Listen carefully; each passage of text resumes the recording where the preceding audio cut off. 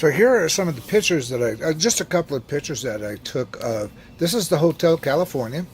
I'm sorry, not California, a Hotel Colorado. And this is the main entrance for it. This is in Glenwood Springs, and if you turn exactly around, you'd have the Natural Springs hot springs. This is the inside. It's very, very elegant inside. It's a nice hotel. As I said, it's very old. They are very proud of Theodore Roosevelt, or Teddy. This is also the hotel where the teddy bear was named. Okay, let's get on with this. I was going to show the video. I'll show you a little bit of it here, of what I took yesterday outside, but it was just so windy that couldn't do anything. So I'm having to redo that here this morning. Well, good afternoon. It is a Monday, I think the 6th or 7th or something like that. I didn't put out a video last week because I was out running around Colorado up in the mountains. We were going to fly today, but it's gusting up to about 35, maybe 40. I'm afraid that if that thing gets downrange, it won't come back. We got the apprentice all set up. Finally got his FPV antenna in it. Got that Maytag system sitting in it. In the background, you can hear the printer going. And I'll take you a tour of what I've done this week. If you have questions, and if you have questions about that printer, I'll be glad to answer those, because that was a headache getting into. It's the quality. We'll talk about the printer next time, I think. And if you would like to hear more about 3D printing and printing your own parts for your quads, now I'm learning a lot about this. And it's the strength of the material, and it's also what comes into account is how it is printed. So you can gain strength by printing the grain one way, or circular or oval, just as you tilt the object, but it takes longer. What I have found out, if you want to bear with me for a second, is that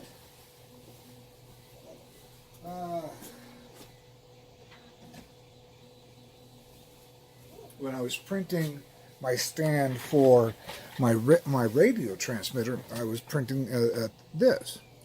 And it's supposed to be a standoff, and it's actually supposed to be about this long. Problem is this thing has been printed standing up.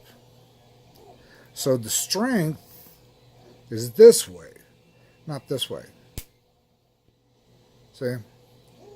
Even though you got your inlays and stuff, it's called filled, that right? So where's the camera? Doesn't matter. Even though the fill, but the strength is this way. It just snaps this way. So, if you're interested in how that works, throw a like in there, or just do a comment. Doesn't matter, and I will do that. So I think we'll just get on with the rest of this little program, and I will see you guys later. Well, good morning, everybody. Anyway, we've got her done. So what we have here now is we have the camera itself. This one, remember the latency, the sound on this one. It's that Firebird or Firehawk. It's pretty good. Now I got my Runcam Swift sitting on there so I can fly the FTP.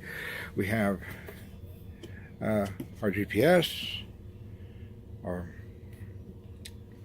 VTX. Everything is set up. And stand by a second, I'll take the top off.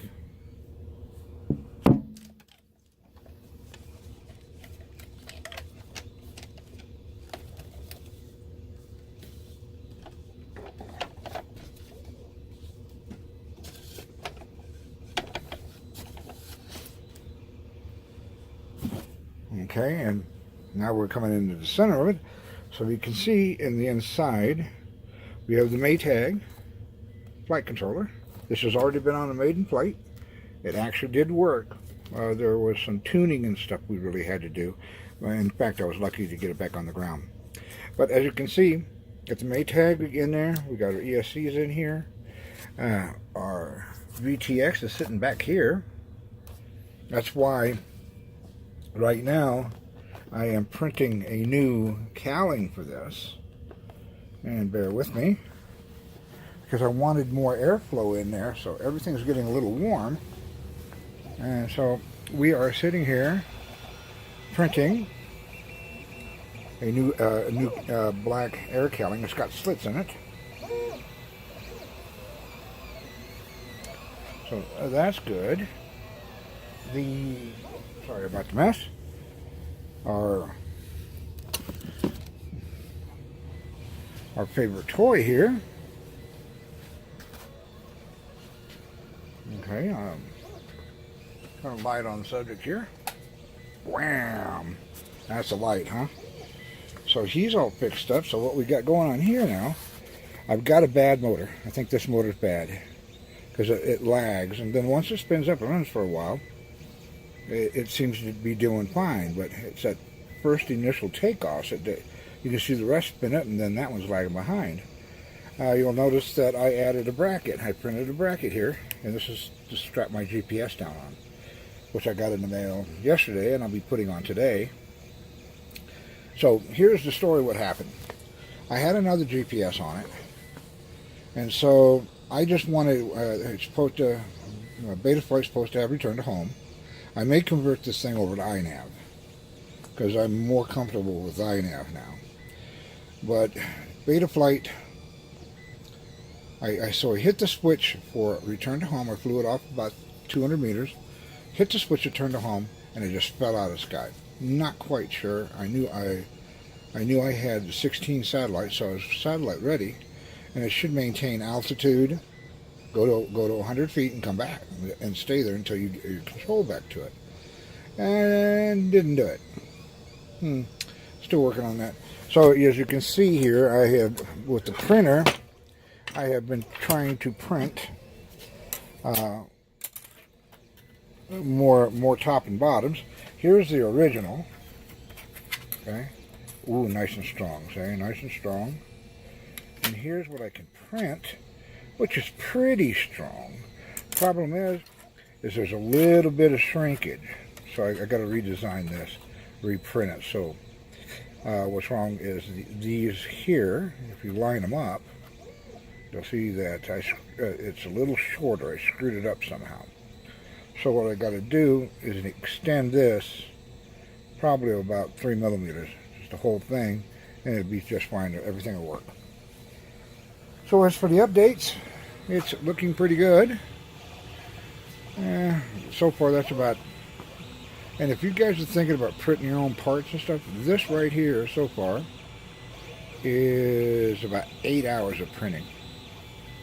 And it's estimated to complete in 13 hours. So don't be in a hurry. So that's about it on today's update. I really wanted to get this thing in the air today, but I have so many appointments that I'm going to have to wait until next week to actually fly it again. Make sure everything's charged. I'll probably go pick up batteries, another battery for it. So I got a question to ask you guys on this one. Do I cut these in or just leave them? I've got them banded in. They're not going to go anywhere, but do I actually cut these into this? And the reason I haven't is I don't want to lose any strength in here.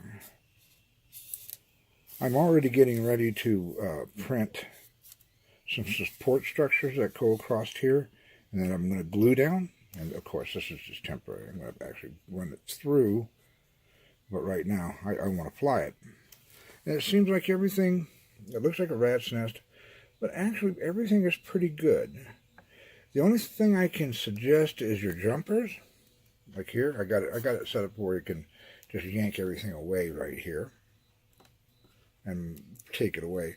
Point is these jumpers, you want to get good quality jumpers, or you'll have issues. So good quality jumpers is the main thing. That way this is all quick disconnect. And you just have to kind of realize which one's which. And of course my handy dandy little wrapping myself. So it doesn't matter It's just to keep the wires together and keep strain off and just do a little strain management on the things. The OLE is sitting there. And I put that little piece of tape on there, but I'm going to print a frame for it. So far, the thing is ready to go.